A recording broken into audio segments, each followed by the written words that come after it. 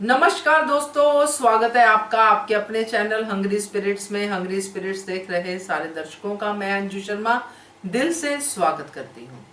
तो आज की कड़ी ओके ओके थी। कुछ सीन्स बहुत अच्छे थे और कुछ सीन बहुत ही बदतमीजी से भरे हुए थे।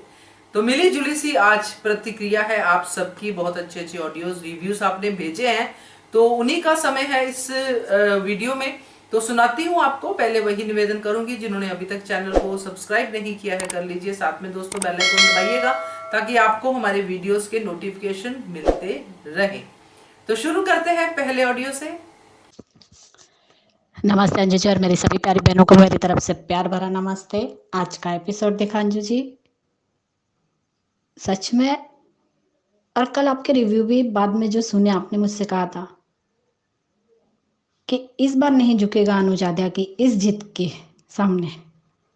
और दूसरा, शीशे की तरह साफ हो गई ये बात आद्या के पैनिक अटैक के बाद, फिर भी अनुज ने क्यों नहीं उठाया ये कदम। आज तो पूरा का पूरा एपिसोड में ही समझ आ गया कि अनुज को पूरी तरह फील हो रहा है।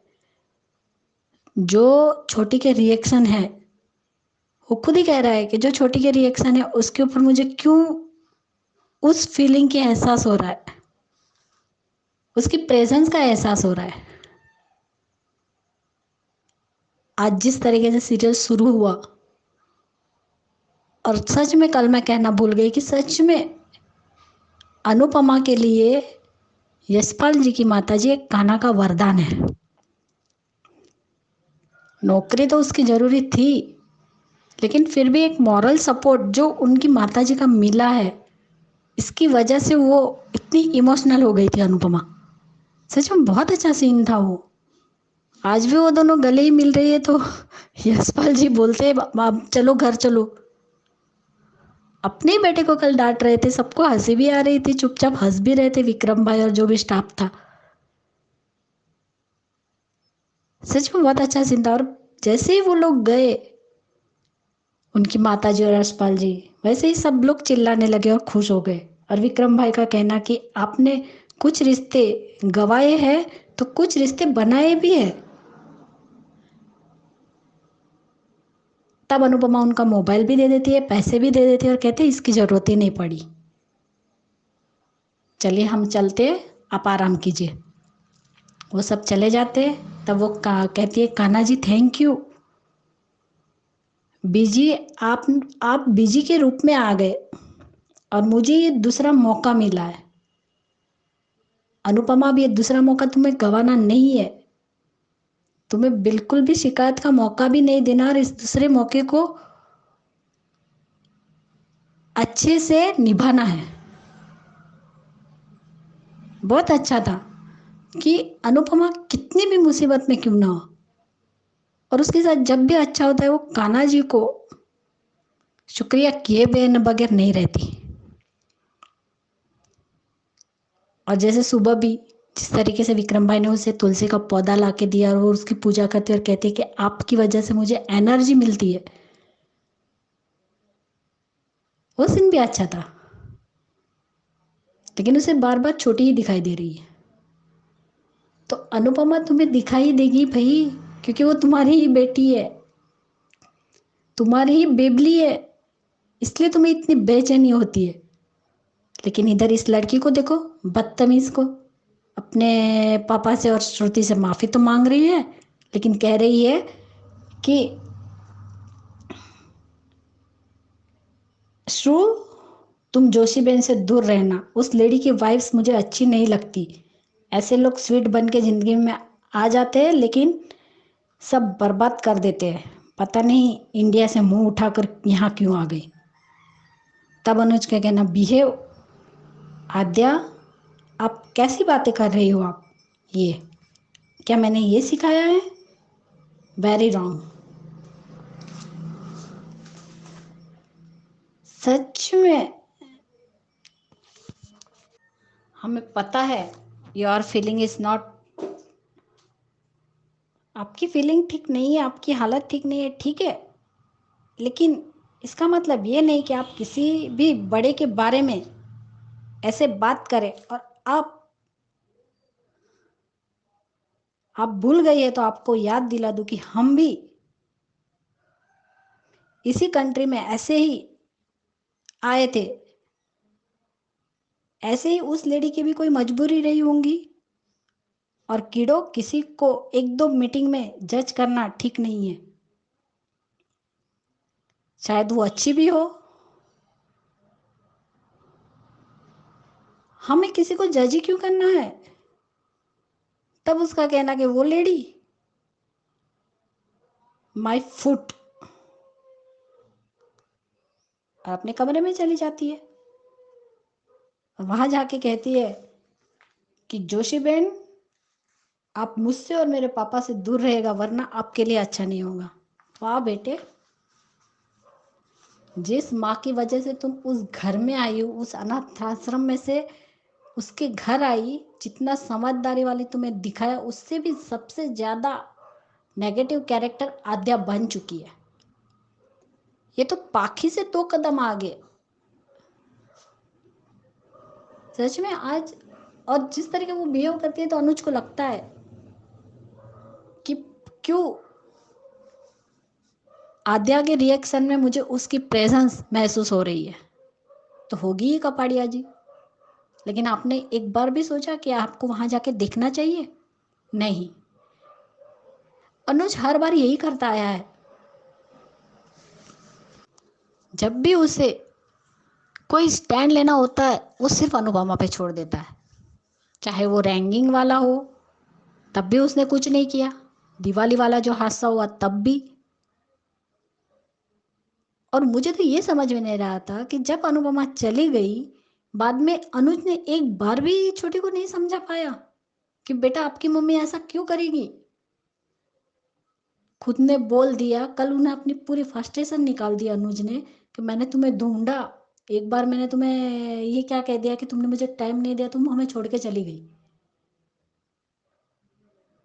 लेकिन आपने अपनी बेटी को समझाया क्या? तलाक क्या अपने आप कागज पे ही हो गया?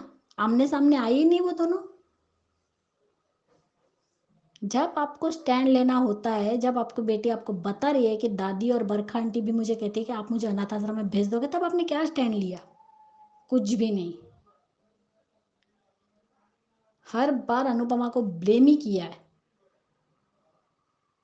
अभी भी ये नहीं सोच रहे अनुज कि मेरी बेटी को, सच कहा आपने अंजू जी की, अगर अपने बच्चे को कोई तकलीफ होती है तो हम उसे पूछते, देखना चाहते कि इतनी बार ये औरत का, किसी का भी अपने बच्चे अगर नाम ले तो हम भी जाके देखेंगे कि आखिर बात क्या है जो अपना बच्चा इस तरीके से बात कर रहा है।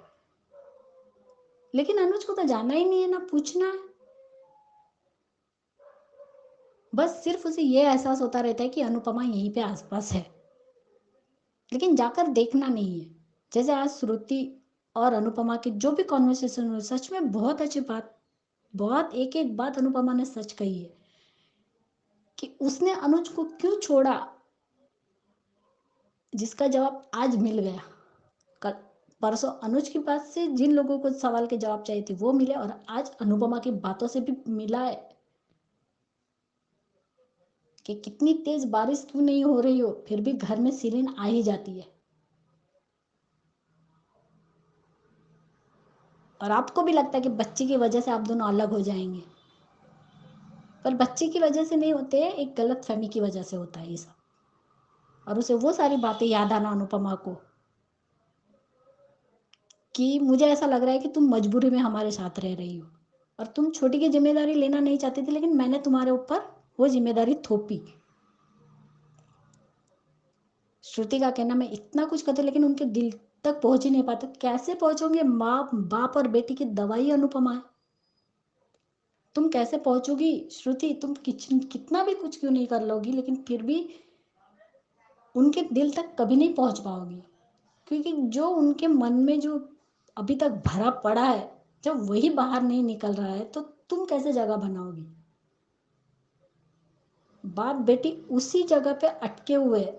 वो आगे निकल गए, सब कर दिया, खुद को भी पैम्पर कर रहे दोनों बाप बेटी आगे बढ़ने के लिए, लेकिन उसका इलाज, सही इलाज ही नहीं कर रहे दोनों ही। सच में आज वो जो बातें हुई श्रुति और अनुपमा की, सच में एक एक बात से मैं 100% अग्री करती हूँ कि बिल्कुल सही कहा है अनुपमा ने। और यहाँ पे वनराज को देख लो, इतने पहरे कम है, जब उसे वहां जाके रहना है और डबल सिक्योरिटी में घर में रखना है, नाम बाबा जी का ले रहा है, लेकिन ये सारी सिक्योरिटी किसके लिए कर रहा है? वो डिम्पी के लिए और काव्या के लिए, इन दोनों के लिए ही कर रहा है। कोई उसे बाबा जी की वजह से नहीं है। और ये बातें सब पाखी सुन रहे, उसके दिमाग में फिर से कुछ कुछ खुराफाती शुरू हो गई इस लड़की की। कुछ ना कुछ तो सोचती ही है ये लड़की। आज इस भाग से अंजू जी यही सीखने को मिला है कि पति पत्नी के रिश्ते में कितना भी कुछ क्यों ना, लेकिन दोनों को बहुत मैच्योरिटी से सभी बातें हैंडल करनी पड़ती है। किसी एक के ऊपर नहीं डाला जा सकता। जिस तरीके से आज भी अनुज ने कहा कि हाँ तुम अपना काम करो, और कल भी कहा कि तुम जैसी हो वैसी रहो, तुम्हें किसी के लिए बदलने की जरूरत नहीं है, तो यही बात तो अनुपमा से कह रहा था ना। फिर क्या हुआ? लेकिन आज वो भी याद आ गया वनराज की बात कि अनुज भी एक मर्द ही है।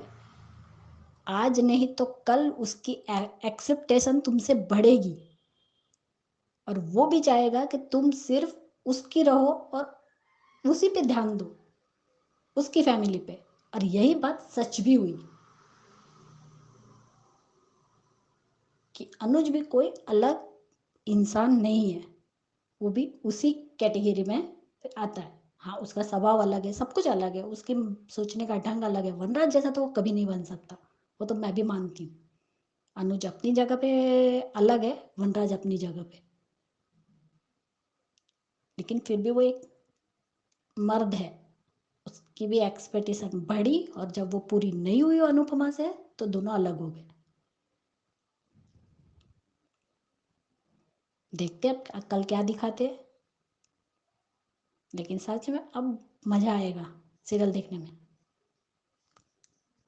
इसलिए Anju ji thank you so much, और मेरी सभी प्यारी बहनों को भी thank you. Thank you so much ख्याति जी। और बहुत सही कहा आपने कि आज की एपिसोड देखने के बाद इस बात का जवाब मिल गया कि अनुपमा ने अनुज को क्यों छोड़ा। बाकी बातें भी आपने बहुत अच्छी कही है, अच्छी ऑब्जर्वेशन है आपकी। Thank you so much. आगे बढ़ते हैं, अगला ऑडियो सुनते हैं।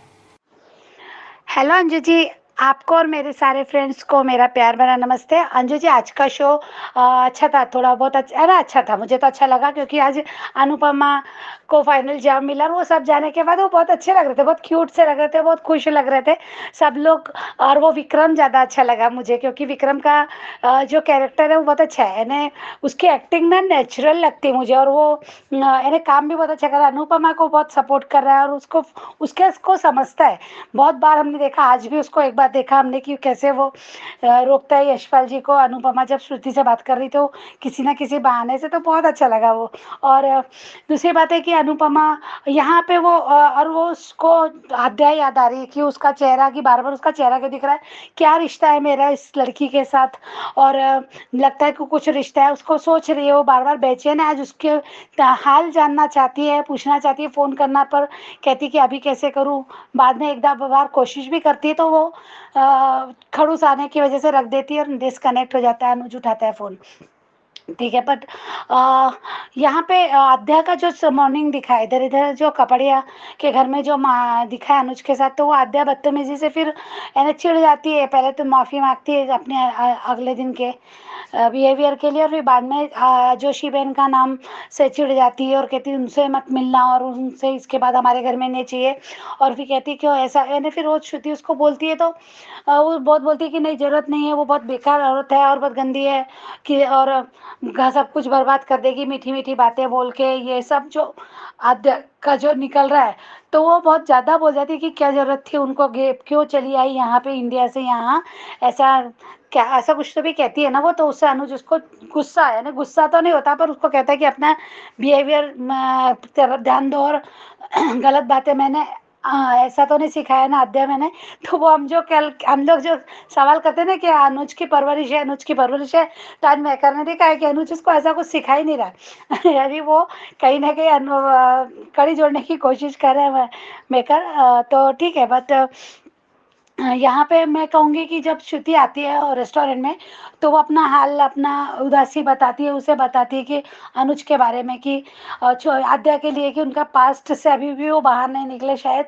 और और ये भी कहती है कि मैंने बहुत कोशिश की, मैं बहुत, पर माँ नहीं बन पा रही मैं। और मुझे अपना बताती कि मेरा खुद का भी ऐसा कभी नहीं रहा, मुझे, मेरी लाइफ बहुत अच्छी थी, मेरा टीनेजर एज बहुत अच्छी थी, शायद मैं समझ नहीं पा रही हूँ। तो अनुपमा अपने तरीके से बताती है। और फिर वो कहती है कि कई छोटी की वजह से हमारा रिश्ता है ना टूट ना जाए। और बड़े मुश्किल से एक ने हाँ कहा, जो भी कहती है। तो अनुपमा को भी अपना वक्त याद आता है। तो ये सब देख के लग रहा है कि कहानी फिर से रिपीट हो रही है, अनुज फिर वही गलती कर रहा है। मुझे तो ऐसे ही लगता है भाई। और क्योंकि ये जब प्यार, और मुझे लगता है कहीं ना कहीं जब ये जानती है श्रुति कि वो उससे, मैंने उसका 26 साल का प्यार है और बहुत प्यार करता है, और वो अभी भी समझ रहा है कि लोगों निकल नहीं रहे। तो मुझे लगता है कि एक तरफा सुनने के बजाय क्यों ना पता करे कि अनुपमा कहाँ है और कैसी, जो ऐसा मुझे लगता है कि एकदम शादी का डिसीजन वो भी जल्दबाजी में, क्योंकि वो प्यार करती है इसलिए, पर खुद की लाइफ भी खराब करेगी। श्रुति भी कहीं ना कहीं मुझे लगता है कि बहुत इमोशनली जा रही है। वो आद्या से प्यार करती है, अनुज से प्यार करती है, उनका डिवोर्स हो गया जो भी है, अब 5 साल से साथ में रह रहे जो भी है, पर कहीं ना कहीं लाइफ को, इतनी पढ़ी लिखी लड़की अपनी लाइफ को इस तरह से क्यों जा रही है। प्यार करने का मतलब ये नहीं होता ना कि प्यार करो तो शादी भी जरूरी है। क्यों, एक बंधन में बंधने के बाद फिर टूटने का जो दर्द है वो बहुत मुश्किल जाएगा। श्रुति इस बात को भी समझती है, मुझे ऐसा लगता है।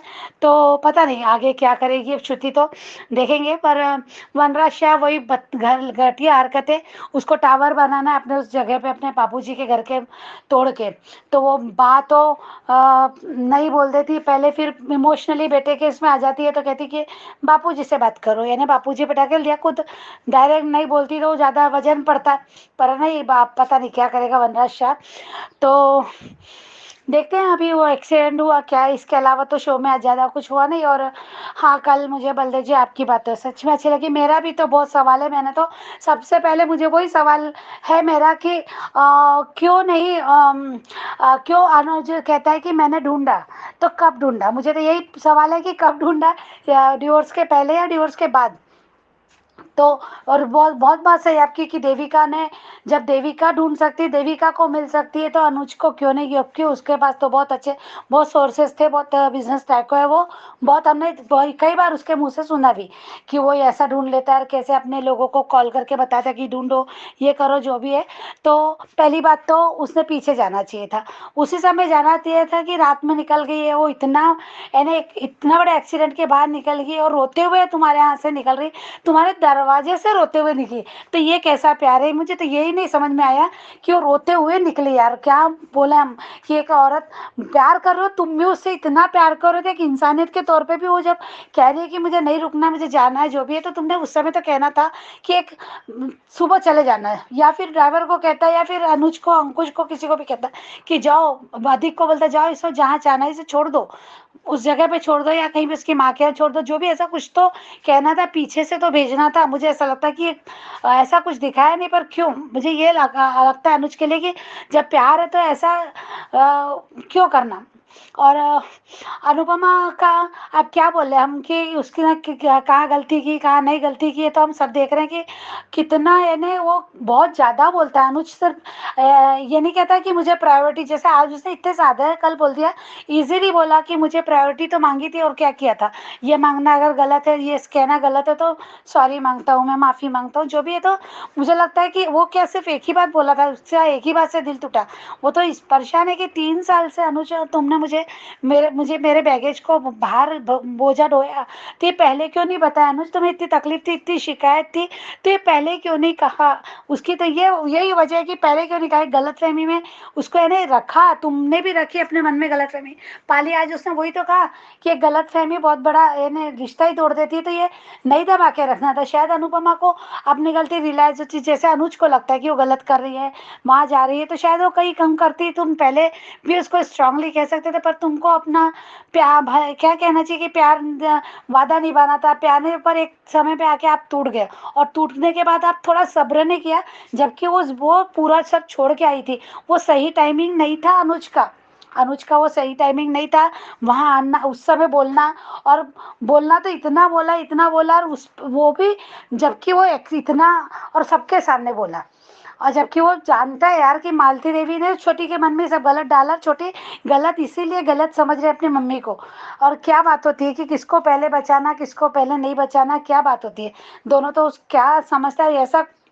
मुझे ना वो एक्चुअली समझ में नहीं आ रहा, वो कितना भी सोचूं मैं ना कि मेरे मन में बहुत सारे सवाल है। ये सीन इन दोनों के रिश्ते को देख के इतना प्यार है, फिर ये सब क्या है, तो बहुत मुश्किल है समझना। बहुत कोशिश कर रही मैं भी समझने की, सच में समझने की कोशिश कर रही अनुज को भी और अनुपमा को भी। अनुपमा तो क्लियर है, तब भी क्लियर है, पर अनुज को तो बहुत मुश्किल है समझना कि हर बार कुछ नया उसका दिखा रहे। तो अभी आगे देखेंगे आगे क्या होता है। Thank you so much Anju ji, thank you.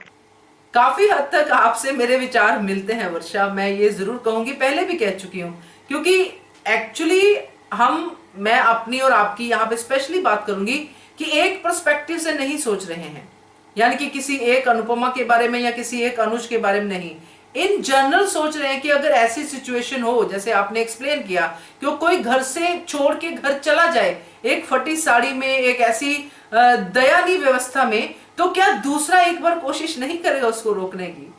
इतना ही कोशिश करे कि उसको कहीं सेफ जगह पे छोड़ दे। तो आपका काफी हद तक मैं इससे सहमत हूं, क्योंकि मैं खुद भी इस बात के लिए कह चुकी हूं कि समझ में नहीं आता।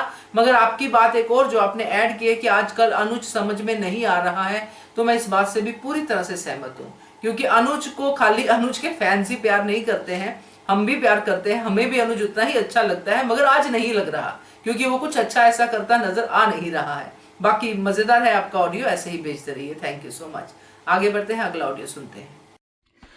नमस्कार अंजू जी, मैं बलदेव जलंधरी। आज के अनुपमा के एपिसोड को देख के मैं एक बात कहना चाहूँगा आद्या से, आद्या के बारे में, छोटी अनु के बारे में। एक लफ्ज़ है कृतघ्न, इनग्रेटिट्यूड। या तो उसको सिखाया नहीं या बचपन से ही ऐसी थी। पूरे के पूरे एहसान भूल जाओ। जिस तरीके से आज उसने बदतमीजी का मुजाहरा किया कि पता नहीं कैसे मुंह उठा के आ गई जोशी बहन, और ऊपर से अनुज कपाड़िया, उसको एकदम से ये नहीं समझ आया कि ये जोशी बहन के बारे में ऐसी चीज़ें क्यों कह रही है। उसको उसका नाच देख के, नृत्य देख के ये बेहोश क्यों हो गई, इसको दौरा क्यों पड़ गया, ये उसका एकदम से ऐसा क्या कह दिया उसने, विरोध क्यों कर रही है। वो सब नहीं सोच रहा, बोल रहा कि मेरी अनु तो ऐसी नहीं थी, मेरी छोटी को ये क्या हो गया, ज़रूर कुछ बड़ा हुआ है। जबकि हम सबको ये दिखाई दे रहा है, किसी को भी दिखाई देगा, 2 और 2 4 वाली बात है। अनुज कपाड़िया को दिखाई नहीं दे रही ये चीज़। मैं हैरान हूं कि ये इतना बड़ा बिजनेस टाइकून कैसे बन गया। चलो खैर, अब छोटी का, आद्या का सिर्फ एक ही एजेंडा है कि ये दोनों आपस में मिल ना जाए। जब छोटी शुरू में लेके आए थे उसको, तो हमको बड़े ही मच्योर, जो बच्चे नहीं कई उम्र से ज़्यादा मच्योर हो जाते, वैसी ये दिखाई दे रही थी। लेकिन आज जो है, क्या उसके बाद आज तक उसको अपने बाप का दर्द नहीं दिखाई दिया? वो अपने बाप के प्रति भी जो है कृतघ्न है, सिर्फ अनुपमा के प्रति नहीं मैं कह रहा हूं। फादर मदर मिलेंगे, अनुपमा मिलेगी वापस ज़िंदगी में, उसकी आएगी तो तेरे फादर की जो तड़प वो तो ख़त्म होगी। वो नहीं दिखाई देती, क्योंकि वो सिर्फ सेल्फ सेंटर्ड अप्रोच है उसकी। कि कहीं जैसे शुरू में भी नहीं कहती थी मुझे तो नहीं निकाल देंगे, मुझे तो नहीं छोड़ देंगे अनाथ आश्रम वापस। और दुख के साथ मैं ये कहना चाहूँगा कि ये ऐसी बच्ची अनाथ आश्रम में ही ठीक थी। अनुपमा अब वापस नौकरी पे आ गई है। अब अनुपमा ज़रूर वो खड़ूस का जो वो है विचार भी बदलेंगे अनुपमा के प्रति। अनुपमा विल राइज, ज़रूर वहाँ पे वो तरक्की करेगी।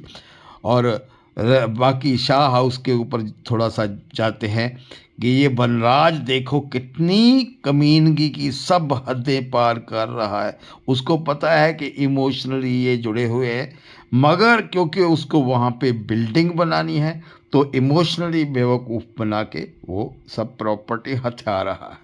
लेकिन इसका भी अल्टीमेटली जो रिजल्ट है मैडम देखिएगा, ये बुरा ही निकलेगा। तो देखते हैं आगे ये मान जो आपस में मिलते हैं या नहीं मिलते, या ये आध्या है अभी और कितनी अपने आगे जाके रंग दिखाएगी। आज के लिए इतना ही, धन्यवाद। Thank you so much Baldev ji आपके ऑडियो के लिए। मैंने भी एक पूरी वीडियो बना दी है इस एहसान फरामोश आद्या के बारे में, और आपने सही कहा है, इतना कोई बेएहसान फरामोश नहीं होता। मैंने भी कई बार जिक्र किया है कि जब ये छोटी थी तब भी इसको ये डर रहता था कि मुझे अनाथ आश्रम में छोड़ ना आए। तभी से हमें लगता था कि ये बच्ची को काफी डिजर्व करती है किसी भी पेरेंट्स के पास रहना, और उसको वो पेरेंट्स मिले जो सबसे दुनिया के अच्छे पेरेंट्स हैं, मगर आज उनको उन्हीं की ही कदर नहीं है। तो अच्छा था आपका ऑडियो, ऐसे ही बने रहिए हमारे चैनल के साथ। Thank you so much. आगे बढ़ते हैं, अगला ऑडियो सुनते हैं। मैम नमस्ते, मैं सीमा बोल रही हूँ। आज दो ही टॉपिक पे बात करना चाहूँगी, पहला सूरती और दूसरा बनराज और बा वाली। कि सूरती को अभी उस रिश्ते से निकल जाना चाहिए, क्योंकि अभी उसकी शादी नहीं हुई है, और शादी के बाद जो बहुत सारी जिम्मेदारियाँ आती है, प्रॉब्लम्स होती है, उसमें उस चीज़ों में हैंडल अपने आप को नहीं कर पाएगी वो। क्योंकि जब सूरती को इतना महसूस हो रहा है कि अनुज और छोटी दोनों उसके साथ वो कनेक्ट फील नहीं कर पा रहे हैं, तो सूरती को पहले ही हट जाना चाहिए। ये शादी हो जाने के बाद और ज़्यादा लोग के बीच में प्रॉब्लम्स होगी इस चीज़ों को लेके, छोटी अनु को लेके, क्योंकि वो अनुपमा की जैसे मैच्योर नहीं है एकदम से। वो माँ बनने की कोशिश कर रही है, लेकिन जो कनेक्ट छोटी अनु का, भले वो नफरत है अभी चाहे जो कुछ भी हो, लेकिन जो कनेक्ट उसका अनुपमा के साथ है वो कनेक्ट कभी सूरती के साथ उसका नहीं हो सकता है। यहाँ पे वो सूरती को बातें समझनी चाहिए कि जो कनेक्ट वो अभी फील ही नहीं कर पा रहे दोनों उसके साथ रिश्ते में, तो बाद में कैसे कर सकते हैं। कि मैं बहुत कोशिश करती हूँ कि दोनों को खुश रखने की, पर मैं ऐसा कर नहीं पाती हूँ। और क्या कि सूरती अनुज से शादी ना करे, नहीं तो बहुत प्रॉब्लम होगी उसको, बेचारी फिर घुटती रह जाएगी उस रिश्ते के अंदर। हो ऐसी चीज़ें हम अपने आसपास में देखते हैं। मेरे चाचा जान है, मतलब मेरे दूसरे दादा के लड़के लोग हैं, उनकी एक लड़की थी, मतलब हम लोग सेम एज के ही है। मैं भी 23 साल की हो चुकी हूँ, वो भी इस टाइम तो 23 साल की हो चुकी है, लेकिन इस वक्त उसका शरीर उस तरीके से नहीं है, फिजिकली और मेंटली दोनों इतनी, कि आप कभी भी अपनी लड़कियों की शादी 25 साल से पहले ना करें। कि आप पहले देखो कि आपकी बच्ची कितनी मैच्योर है, क्या है उसके शरीर के अंदर, क्या चीज़ें नहीं है, वो किस तरीके से उसका। 2018 के टाइम पे, यही 3-4 साल पहले, हमारे पापा को उन्होंने एडवाइस दी। मैं फरवरी में मेरा 18 साल कंप्लीट होने वाला था, कि मेरे पापा को ये एडवाइस दिए कि आप अपनी अच्छा लड़का है, आप अपनी बेटी की शादी कर दो। मेरे पापा ने बोला वहाँ पे, मुझे ये चीज़ें बहुत अच्छी लगी कि मेरे माँ बाप मेरे लिए इतना कुछ सोचते हैं, कि इस वक्त अगर मेरी शादी हो जाती तो शायद मेरी लाइफ भी बर्बाद हो जाती। आज जो चीज़ें मैं सोचती हूँ, समझती हूँ, वो चीज़ें मैं उस वक्त नहीं समझ सकती थी। इतनी खूबसूरत एडवाइस दे दी मेरे पापा को कि शादी कर दो बच्ची का, 18 साल की होने वाली है, अच्छा लड़का है। मेरे पापा ने ये चीज़ें कही कि मेरी बेटी महज 18 साल की तो हुई है, और कौन सा उसके अंदर उसको कुछ आता भी तो नहीं कि जो मैं शादी कर दूँ उसका। मेरे पापा ने एकदम डायरेक्ट क्लियर कर दिया कि मुझे मेरी बेटी की शादी नहीं करनी है अभी।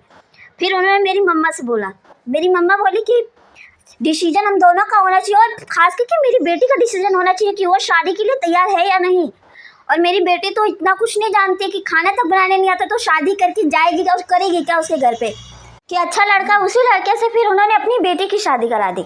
माँ बाप को कभी बच्चों के बारे में फैसले लेने से पहले उसके बाद 10 बार सोचना चाहिए, क्योंकि आज वो हम लोग के बच्चे हैं, लेकिन कल भाई उनकी ज़िंदगी क्या होने वाली है, किस तरीके से होएगी, ये कोई नहीं जानता है। कि मैं 23 साल की उम्र में एक बच्चे की माँ है, उसका शरीर इतना ख़राब हो चुका है, मेरे को तो समझ में नहीं आता, इतनी लूजी है।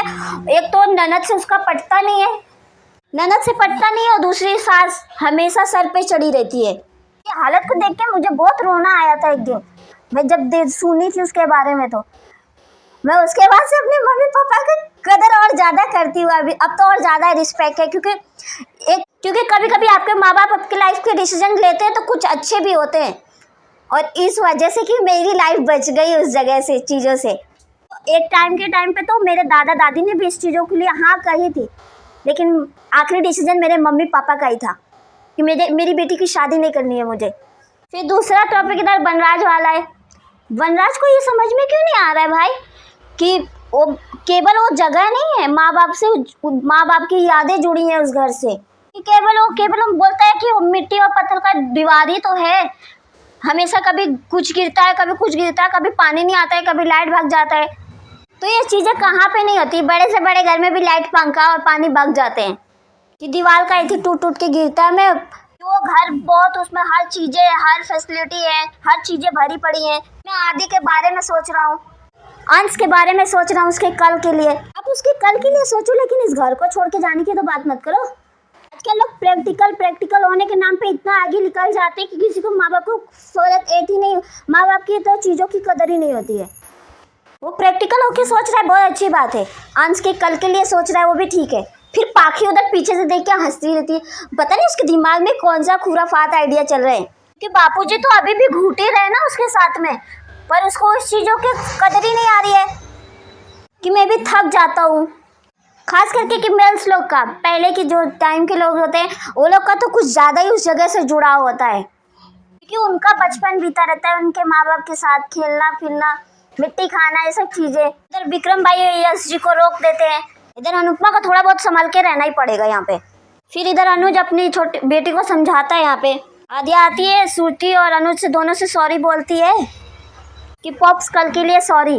श्रुति बोलती है हम करना कुछ चाहते हैं पर हो कुछ और जाता है, जस्ट रिलैक्स। अनुज पूछता है कि आप फिर अपने पॉप्स को बताओ कि आपने फिर ऐसा कल बिहेव क्यों किया। फिर आद्या बोलती है पता नहीं, कि मुझे समझ नहीं आ रहा कि मुझे क्या हो गया है, कि कुछ तो हुआ है ना किडू ऐसा कि आपको ट्रिगर किया।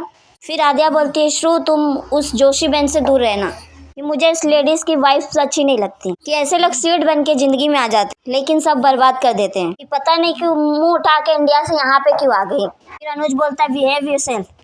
फिर अनुज बोलता है आद्या आप ऐसे कैसे बात कर सकती हैं, कि यही सिखाया है मैंने, वेरी रॉन्ग। हमें पता है कि नॉट फीलिंग नॉट राइट कि होता है, लेकिन फिर भी ये नहीं कि आप किसी बड़े के बारे में ऐसे बात करें। कि आप भूल रही है तो मैं भी आपको ये बात याद दिला दूं कि हम भी तो वहाँ से ही आए पे यहाँ पे आए, कि इस कंट्री में हम भी तो उधर ही से आए थे। या ऐसी चीज़ हो सकता है कि उस लेडीज़ की भी कोई मजबूरी हो, कि मतलब ऐसे एक दो मीटिंग में किसी को जज करना, this is not right.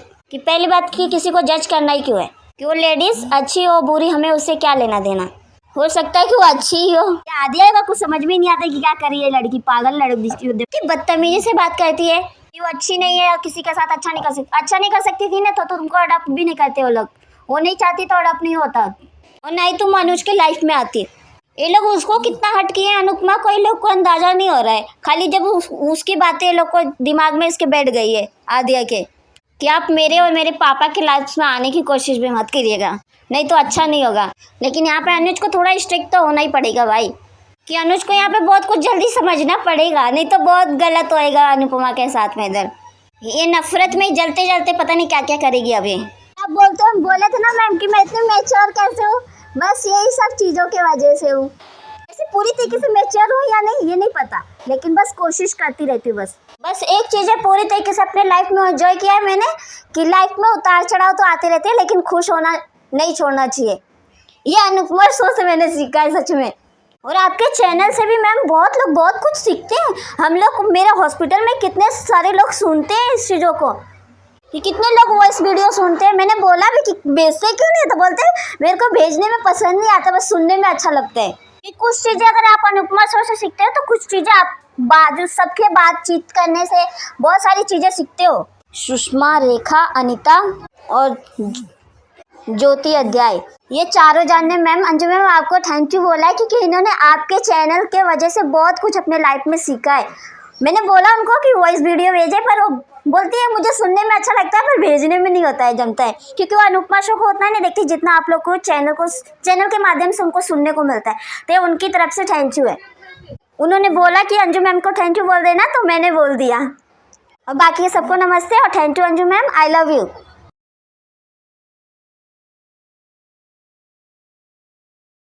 Thank you so much Seema, और अपनी सारी सहेलियों को मेरी तरफ से दिल से थैंक यू कहना। कि वो हमें सुनती हैं। और आपने ये जो कहा है कि हमारे चैनल से भी आपको बहुत कुछ सीखने को मिलता है, तो मुझे तो सच में बहुत अच्छा लगा। मैं जो भी कुछ करती हूँ उसका रिवॉर्ड आज आपने दे दिया है। Thank you so much. और बाकी आपने जो कहा है कि बेटियों की शादी के बारे में, वो भी आपने बहुत सही कहा है।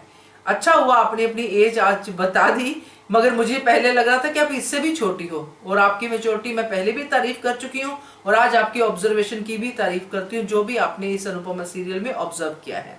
तो ऐसे ही खुश रहिए, ऐसे ही आवाज को बुलंद रखिए और ऑडियो भेजते रहिए। और thank you so much once again, आपकी फ्रेंड्स को ढेर सारा प्यार। Thank you. आगे बढ़ते हैं, अगला ऑडियो सुनते हैं। हेलो अंजू मैम, मैं कुसुम बात कर रही हूँ। आप सबको मेरी तरफ से नमस्ते। आज का एपिसोड देखा, ठीक ठाक था। आज अनुपमा को उसकी नौकरी वापस मिल गई और बहुत खुशी हुई। और फिर उधर हमने वनराज और बा का सीन देखा, जो वनराज कहता है कि बा आज हमारे पास सब कुछ है, क्यों ना हम ये मकान छोड़कर कोई कहीं और शिफ्ट हो जाए। और फिर बा का कहना कि मैंने सारी ज़िंदगी जहाँ निकाली है, मेरा तो दिल नहीं करेगा किसी और मकान में जाकर।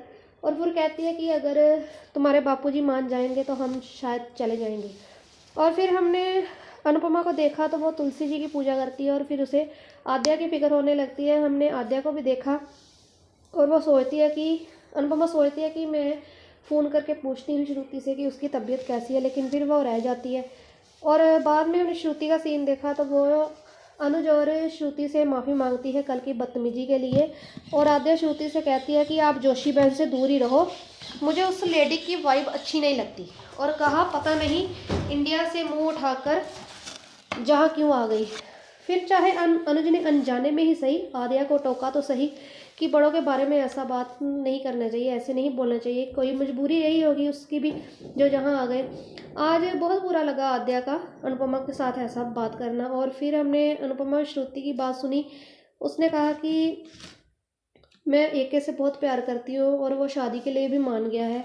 और श्रुति ने भी वही बातें कही जो अनुपमा के साथ हुई थी, जो अनुज कहता था कि तुम हम दोनों को टाइम नहीं दे सकती, जो भी उसे बातें याद आती हैं। और फिर श्रुति भी ऐसा कहती है कि कहीं आद्या की वजह से हम दोनों में कहीं दूरियां ना आ जाए। और मुझे लगता है कि जैसे आज उसने फिर से कहा कि मैं एके से बहुत प्यार करती हूँ, वो मेरे साथ शादी करने के लिए भी तैयार है। जब कभी भी अनुपमा को पता चलेगा कि ये अनुज ही है और कोई नहीं है, तो मुझे लगता है वो पीछे अपने कदम हटा लेगी और जो मर्जी ये दोनों बाद में करें। और सुनने में आया कि शायद देविका की एंट्री हो सकती है, क्योंकि कह रहे हैं कि शायद देविका कॉल करे अनुपमा को और कॉल ना लगे क्योंकि उसका फ़ोन चोरी हो गया था। और बाद में उसे फिक्र हो कि अनुपमा कहाँ होगी, शायद वो फिर अमेरिका में आ सकती है। और जिससे के बाद मुझे लगता है कि कहानी में ज़रूर कोई ना कोई ट्विस्ट आएगा जो देविका अनुज से भी मिलेगी।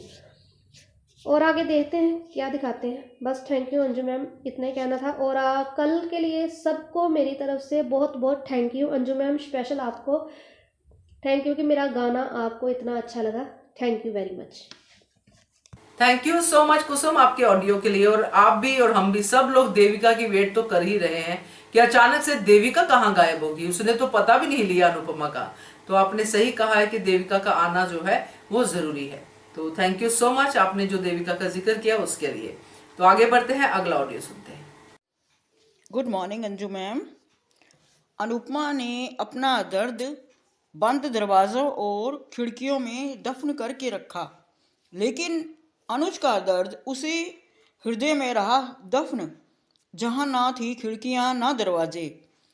घुट कर रह गया अनुज का दर्द।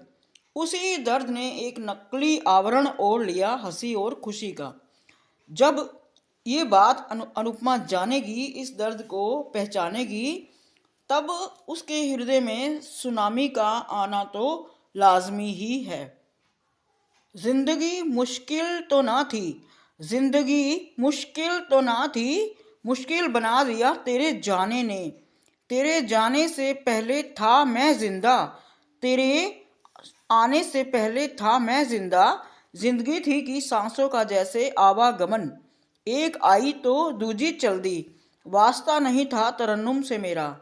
तूने आकर मुलाकात करा दी मेरी स्वयं की धड़कनों से। अनुपमा के पुराने 5 साल तक के रिश्ते जो उससे दूर रहे, उन्होंने उसकी खोज खबर नहीं ली। ये कैसे रिश्ते हैं जो तकलीफ़ में खुद को जानकर तो याद करते हैं अनुपमा को, लेकिन खुशी के पल में वो अनुपमा को भुला देते हैं कि कौन अनुपमा और कैसी अनुपमा है। लेकिन एक बात बार बार जो कचोटती है वो ये है कि क्या कान्हा जी का इन सब को खुशी देना जायज़ था? अच्छाई को कमी नहीं होती रिश्तों की, अच्छाई खुद ब खुद रिश्ते बना लेती है। अनुपमा ने यहाँ रिश्ते बनाए भी हैं और कमाए भी हैं। जैसे एक उसी होटल की रेस्टोरेंट की लेडी अनुपमा को पानी दे गई और विक्रम ने उसे फ़ोन दिया और कुछ पैसे कि इसकी ज़रूरत तुम्हें कभी भी पड़ सकती है। एक दुख तो भगवान देता है और एक दुख खरीद लिया अनुज और अनुपमा ने स्वयं ही। ज़रूरत ही क्या थी खरीदने की जुदाई, गिले शिकवे कर लेते और रख देते अपनी बात एक दूसरे के सामने तो ये बिछड़ने की नौबत आती ही नहीं। शाह हाउस तो वैसे भी एहसान फरामोश है और रहेगा भी। भगवान भी अगर आकर उनका काम कर देंगे तो उनका तो यही मानना होगा कि ये हमारी काबिलियत थी।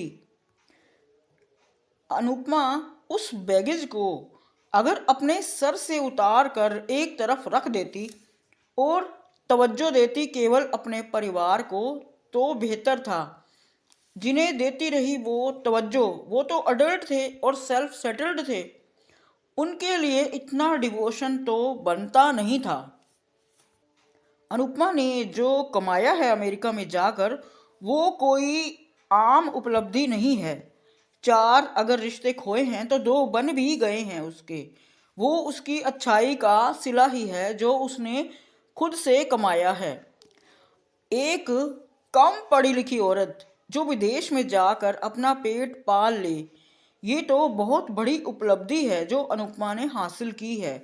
ये तो वैसे भी शुरुआत है, अभी तो अनुपमा और आगे जाएगी। उसको जो कम पढ़ी लिखी समझते थे, डोरमेट और हे समझते थे, ये उनके मुंह पर बहुत बड़ा तमाचा होगा। जो आई है इन दोनों के रिश्ते में वो कोई मृत्यु तो नहीं, ये तो एक अवसाद की घड़ी है जिसने कुछ पलों को आगे बढ़ने से रोक दिया है। तभी तो अनुज एक अलग व्यक्तित्व के रूप में उभरा और अनुपमा समय काल को बांध कर बैठ गई है। थैंक यू सो मच सीमा जी। और बहुत ही अच्छे शब्दों के साथ आपने अनुपमा की अच्छाई को हम सब तक पहुंचाया है और मान के बारे में भी आपने बहुत अच्छे अच्छे शब्दों से कहा है। मुझे अच्छा लगा जो सुनामी वाला पार्ट था। तो बढ़िया है आपका ऑडियो हमेशा की तरह। Thank you so much. आगे बढ़ते हैं, अगला ऑडियो सुनते हैं। नमस्कार अंजू जी, मेरी तरफ से आप सभी को मेरा प्यार भरा नमस्कार। अंजू जी, कल के आपके सारे वीडियो देखे थे कि अब अनुज आद्या को दूसरे शहर नहीं लेके जाएगा, उसकी प्रॉब्लम के उसमें जाएगा, उसको समझने की कोशिश करेगा। और आखिर रात के वीडियो में आपने बताया था कि पाखी ईशानी की सगी माँ नहीं है और अब वो पाखी ईशानी को बहुत ज़्यादा टॉर्चर करेगी और फिर बाद में धीरे धीरे करके घर के सारे लोग बोल देंगे कि ये तू अपनी बेटी के साथ क्या कर रही है, तू अच्छी बेटी, अच्छी माँ, बहू नहीं बन पाई, बीवी नहीं बन पाई, लेकिन अच्छी माँ बन, इस तरह का बोलेंगे ही। और आज के वीडियो में आपने बताया कि होश हवास में वो बोल रही है छोटी, तब भी अनुज को उसके दिमाग में वो नहीं हो रही है, उसके दिमाग की बत्ती जल नहीं रही है, उसे ये एहसास ही नहीं हो रहा है कि अनजान शहर में अनजान लोगों के बीच में ये अचानक से जोशीबेन का नाम लेकर इतनी ओवर रिएक्ट क्यों कर रही है और क्यों इस तरह से बदतमीज़ी कर रही है और क्यों इसे पैनिक अटैक आ रहा है, अभी भी वो समझ नहीं पा रहे। मैंने आज का धारावाहिक देखा। आज का धारावाहिक में अंजू जी मुझे कुछ बातें अच्छी लगी, कुछ बुरी। छोटी ने माफ़ी मांगी कि आप दोनों मुझे इतना प्यार करते हो और मुझसे गलती से हो ऐसा हो गया। अनुज ने जैसे ही उससे पूछा कि बेटा तुम अब कारण बता दो, तो कारण बताने की जगह उसने ये कह दिया कि मैं समझ नहीं पा रही हूँ, और ये भी झूठ बोल दिया था और उसे अंजू जी यहाँ अनुपमा जब आई थी इन लोगों के घर पे तब वो डांस कर रही थी। उस समय उसे वो अपनी एनुअल फंक्शन वाला दिन याद आ गया था। तो हमारे दिमाग में अगर किसी के लिए कुछ थोड़ा सा भी बढ़ता है ना, तभी हम दूसरे की बात पर रिएक्ट कर सकते हैं, तभी दूसरे की बातें हम लोग ये कहते हैं कि बरखा मालती और पाखी ने इसे भड़काया और ये भड़क गई, लेकिन इसके दिल में कहीं ना कहीं अनुपमा के लिए नफरत जाग ही रही थी। अंजू जी मेरी खुद की स्टेप मदर है, मैं बताने ही नहीं चाहती थी अपना एग्जाम्पल, लेकिन मेरे मन में कभी भी, मेरे या मेरी छोटी बहन के मन में हमारी मम्मी के प्रति कभी भी कोई ऐसी भावना नहीं आई है। हम तो जॉइंट फैमिली में रहते थे अंजू जी, उसके बावजूद हमको बहुत बार इस बताया भी जाता था एग्जाम्पल के साथ में, लेकिन हमारे मम्मी के लिए हमारे दिल में रिस्पेक्ट थी, इसीलिए हमारे ऊपर किसी की बातों का कोई असर नहीं होता था, हमें अपनी मम्मी की अच्छाई ही दिखती थी। तो ये छोटी के दिमाग में थोड़ा सा ये भर ही गया था कि मेरे साथ ऐसा किया है, इसीलिए वो पाखी और ये लोग समझा पाए उसे। और आज के धारावाहिक से जो मुझे सीख मिली, वनराज अपने माता पिता को अपने साथ रख रहा है, लेकिन एक तरह से उन पर एहसान जता के, क्योंकि बचपन से ही बापूजी या बा ने कभी वनराज की गलत बातों के लिए उसे टोका नहीं, उसे थप्पड़ नहीं मारा। और इधर यशपाल जी है, परदेश में रहते हुए भी वो अपनी माता का कितना रिस्पेक्ट करते हैं। और ये वनराज आज बात से कह रहा है कि यहाँ कंपनी को फ्लैट के लिए जगह चाहिए, मैं जिस कंपनी में काम कर रहा हूँ उस कंपनी को फ्लैट के लिए जगह चाहिए, तो उसमें आप वो करना, ये मकान हम बेच देते हैं। तब बा को स्वाभाविक है, बा मना करती थी, लेकिन वनराज ने बहुत अच्छे से अंश का नाम लेके इमोशनल ब्लैकमेल कर दिया बा को। और ये बात पाखी पीठ से इसे सुन रही थी। अब पाखी नया कोई षड्यंत्र करेगी, नया कोई तमाशा करेगी, अपनी ईशानी के लिए हिस्सा मांगेगी। और उधर छोटी श्रुति को बोल रही है कि आप जोशी बहन से नहीं मिलेंगी, आप ये घर तोड़ने वाली है, पता नहीं क्यों लोग इंडिया से मुंह उठा के चले आते हैं। अब भी अनुज को ये नहीं लग रहा है कि ये किसी के बारे में इतना कैसे, और अगर अंजू जी हमारे खुद के बच्चे हों तो हम क्या उसे थप्पड़ नहीं मारते थे? अनुपमा ने क्या पाखी की गलतियों पर उसे थप्पड़ नहीं मारा, उसे कहा नहीं है कभी? तो छोटी को ऐसा लग रहा है कि उसकी मम्मी ने उसका ध्यान नहीं दिया, लेकिन अनुपमा ने तो पाखी को घर से भी निकाल दिया था। अब हम सभी को याद है कि पाखी को घर से भी निकाल दिया था। तो बच्चों को सुधारने के लिए कभी कभी कड़वी दवाई माँ को ही पिलानी पड़ती है, लेकिन बुरी माँ बनती है, पापा अच्छे बन जाते हैं। क्योंकि अभी भी अनुज कोई भी और अनजान देश में है, हाँ, वो है ये। और ये श्रुति का असाइनमेंट उसके हाथ में से निकल गया। इधर अनुपमा परेशान थी रेस्टोरेंट में कि आद्या ठीक तो होगी ना, फ़ोन करके पूछ लूँ। उसने हिम्मत करके कैसे भी करके फ़ोन लगाया, फ़ोन अनुज ने उठाया, बात नहीं कर पाई अनुपमा। और उसी समय श्रुति आके उसे बताती है कि मेरा असाइनमेंट चला गया और अभी आद्या अलग बिहेव कर रही है, मैं एके से बहुत प्यार करती हूँ, बड़ी मुश्किल से एके ने शादी के लिए हाँ कही है, तो कहीं हमारे बीच में ये दूरियां ना आ जाए।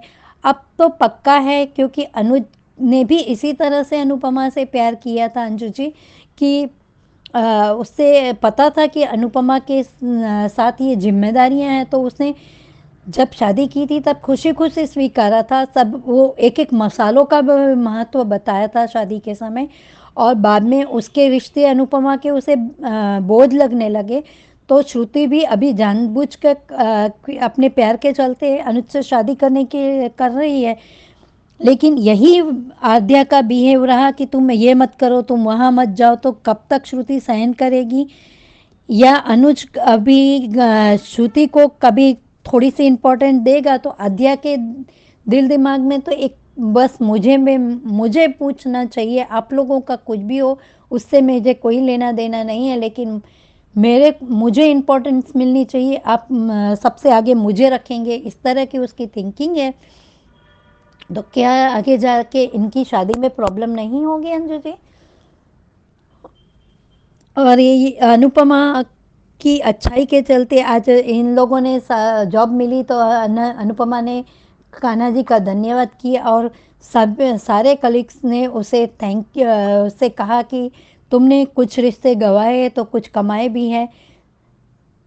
अब अनुपमा प्रैक्टिकल हो गई, अच्छा हुआ वो श्रुति यहाँ आई, उसने कहा आप मेरे पास बैठिए। नहीं, उसने पता था कि बॉस यहीं है, बॉस के सामने उसे बैठना कस्टमर के साथ में, क्योंकि श्रुति एक तरह से तो कस्टमर ही है ना रेस्टोरेंट की, तो कस्टमर के साथ में बैठना ठीक नहीं लगा। ये अच्छा किया अंजू जी, अनुपमा ने। Thank you so much Anju ji, इतना अच्छा प्लेटफॉर्म देने के लिए। और कल सभी के ऑडियो बहुत अच्छे थे। थैंक यू सो मच रानी जी, मुझे मेरी तबीयत वगैरह पे पूछने के लिए और इतना अच्छा कमेंट देने के लिए आपको दिल से थैंक यू।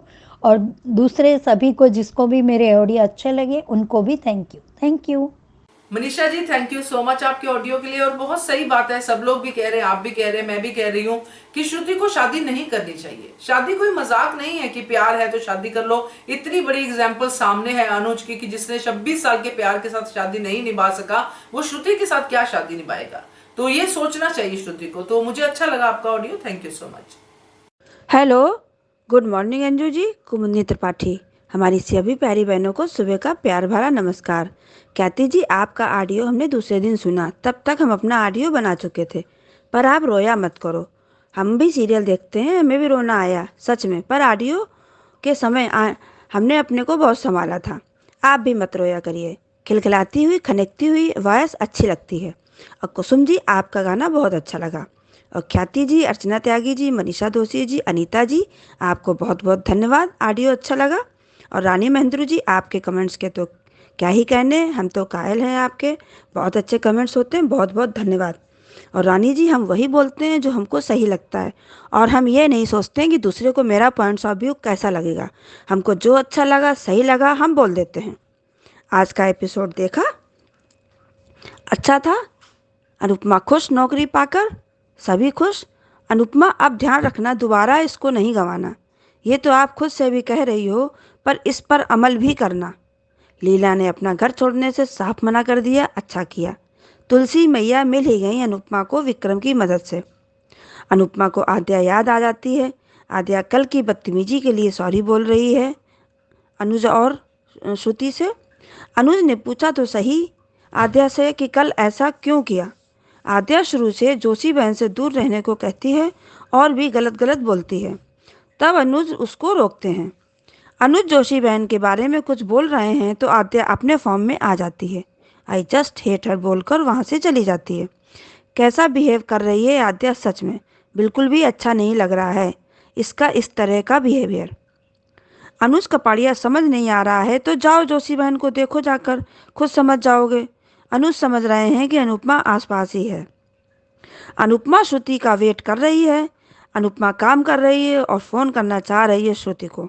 फ़ोन लगाया भी अनुपमा ने, उसको खड़ूस दिख गया तो फ़ोन रख दिया अनुपमा ने।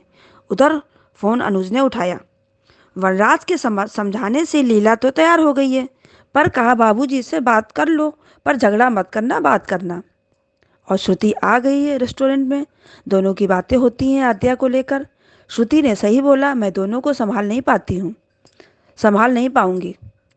उन दोनों को सिर्फ अनुपमा ही संभाल पाएगी। अनुपमा श्रुति को सांत्वना दे रही है और विक्रम ने देख लिया कि खड़ूस उधर ही आ रहे हैं, तो विक्रम ने उसको बहाने से रोक लिया खड़ूस को। श्रुति अनुपमा को साथ बैठने के लिए कह रही है, पर पता नहीं है खड़ूस का गुस्सा आपको शायद। श्रुति ने अपने मन की बात अनुपमा से सब कह दी। तुमको क्या पता श्रुति, छोटी की वजह से तो अनुज अनुपमा जो एक दूसरे की धड़कन है वो ही अलग हैं इस समय, तो तुम क्या हो, कुछ भी नहीं। जब श्रुति अपनी बात बता रही थी तो अनुपमा को अपनी बातें याद आ रही थी जो अनुज ने बोली थी। अनुपमा ने रिश्तों के बारे में बहुत अच्छी तरह से श्रुति को समझा तो दिया है, क्योंकि अनुपमा पर तो ये सब गुजर चुका है, इसलिए वो सब समझती है। प्यार कम नहीं होता, पर गलतफहमी इतनी बढ़ जाती है कि रिश्ता टूट जाता है। सही बोला अनुपमा ने, पर रिश्ता तोड़ा किसने था ये भी तो सोचो अनुपमा। पर नहीं, ये नहीं सोचना है, इस रिश्ते को खुद तोड़कर आई थी। हाँ, ये सच है कि अनुज ने इसको संभालने का प्रयास नहीं किया और प्रीकैप वही कल वाला था। पर एक बात कहें, अनुज के मुंह से अनुपमा अच्छा नहीं लगता है, अनु ही अच्छा लगता है।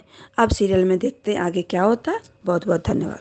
थैंक यू सो मच कुमुद जी आपके ऑडियो के लिए, और आप सबका भी जिन्होंने इतने अच्छे अच्छे ऑडियोज भेजे उनका भी थैंक यू। और आज की कड़ी बहुत ओके थी, मगर ऑडियोज ने आपकी जो भी आपके विचारधारा थी, जो भी आपकी बातें थी, उन्होंने सच में एक नया जो है जोश भर दिया है इस वीडियो में। तो thank you so much once again. और जाते जाते नंबर शेयर करती हूँ जिस नंबर पे आपने ऑडियो या फिर वीडियो भेजने हैं। नंबर है 9833155523। इस नंबर पे भेजिए, बनिए हिस्सा अनुपमा के पब्लिक वॉइस वीडियो का। Thank you so much once again for watching hungry spirits channel. Subscribe to our channel by clicking the subscribe button. Click the bell button and enjoy the latest uploads from our channel.